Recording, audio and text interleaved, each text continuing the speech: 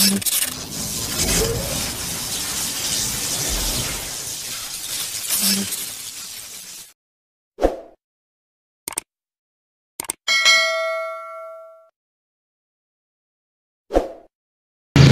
yun mga pare ko, ito pala yung plano na hawak natin ngayon. Bali ito yung project natin ngayon, construction of barangay hall. Bali ito yung magiging itsura niya mga pare ko, no? Yan, ito yung project natin ngayon. Bali ito story po siya mga pare ko. So bali ngayon, share ko sa inyo. Bali nasa tie beam formless na tayo mga pare ko, no? Kung paano natin pinurmahan yung mga tie beam natin.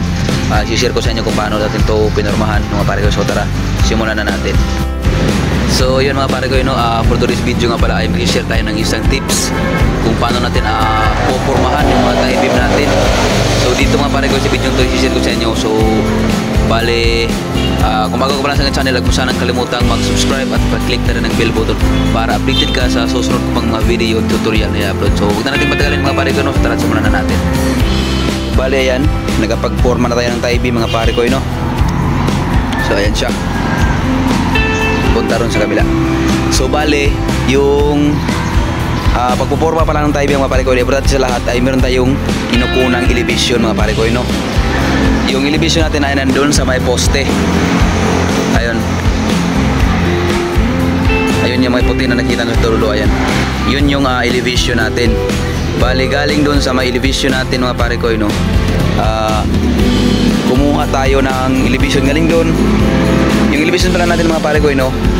Sa mga hindi pa nakakalam, dapat ay kukuha tayo dun sa may kalsada. Kasi yung kalsada natin yun dun. Bali, angat tayo ng kahit 30 cm. Kasi sa plano natin mga pare ko, no, nakaangat tayo ng 35 cm. Bali yung roughing natin dito, mag-angat tayo ng 30 cm. Bali yung allowance na 5 cm, yun yung para sa tiles natin mga pare ko. So dito, ayan, dito tayo sa may forma natin. So ito na yung mga elevation natin mga pare ko, no? Ayan, yung mga dilaw na tip. Yan, sa may poste. Yan, lahat nilagyan natin yan mga pare ko, no? So dito, tip ko lang sa inyo mga pare ko. Ito yung elevation natin, yung elevation natin ay bumaba tayo ng bali 120. So ito na yung naging 120 natin, itong tansi natin. Ito ang pinaka-importante sa lahat pag nagpo-forma tayo ng tie beam mga pare ko. Dapat naka-check tayo sa may mga elevation natin. Dapat may mga marking tayo sa may mga poste natin, no? Sa may mga may mga bakal ng kulum natin. So dito nilagyan natin ng tansi. Yan. Bali itong tansi magsisilbing guide para sa level ng forma natin dito sa may tie beam natin mga pare ko. So ayan, para hindi tayo mawala sa elevation ng lupa natin mga pare ko, no? Sa concrete pouring natin. Plantihan sa lahat mga pare ko, no? Kasi mahirap pag wala tayong kinukunang elevation pag nagta-tie beam tayo. Kaya ayan siya mga pare ko, nakapag-tie beam na tayo, napormahan na natin lahat. At yung tie beam natin, yung mga bracing pa na nilagay ko, merong 4. Kung sa mga maiksi naman, mga expand natin sa may short span ng beam natin, tie beam natin, may 3 lang tayo kasi hindi naman magalaw masyado pag tie beam yung pinopormahan at pinubuhusan natin. Bali schedule pala natin ngayon mga pare ko, no? Ay pagbubuhos tayo ng tie beam. So ayan, hindi naman masyadong magalaw pag tie beam yung binubuhusan natin, pinipilingan at kinakalangan natin ng mga bato.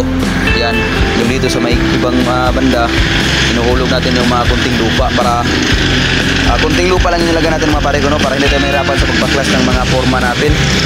At saka doon may mga kunting na yan, may mga kunting feeling na yan ng lupa mga pare ko, no? Hindi na yan nagagalaw kasi matibay na yan mga pare ko, no? Hindi naman masyadong magalaw pag tie beam yung binubuhusan natin. So yan, tip ko lang mga pare ko, no? Importante sa lahat talaga pag magta-tie beam tayo, yung may pinagkukunan tayong elevation.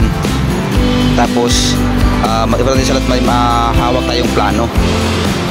Kasi pag may plano tayong hawak na susunod natin yung magandang proseso ng pagbubuo ng natin, building natin, may sinusunod tayong proseso. Ayan siya. So bago ko pala ito bubuhusan, binaba muna natin itong anilyo ng mga pare ko, no? Yan. Binaba natin ng dalawa. Kasi pag nabuhusan na yung tie beam natin, ibababa natin itong ibang anilyo natin mga pare ko, no? Bali may 5 tayo ditong may 5 tayo ditong 5 spacing na 5 cm. Tapos 10 cm at saka the rest is 17 cm na yung spacing ng bakal natin. So ayan, ganito lang kadali magporma ng tie beam mga pare ko, no? At yung finish pala ng tie beam natin mga pare ko ay 20 by 30 cm. Yan yung naka-program sa plano natin.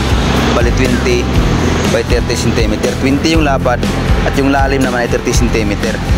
So ayan mga pare ko, no, sana may nakuha kayong tip at ideas para sa pagpoporma ng mga tie beam.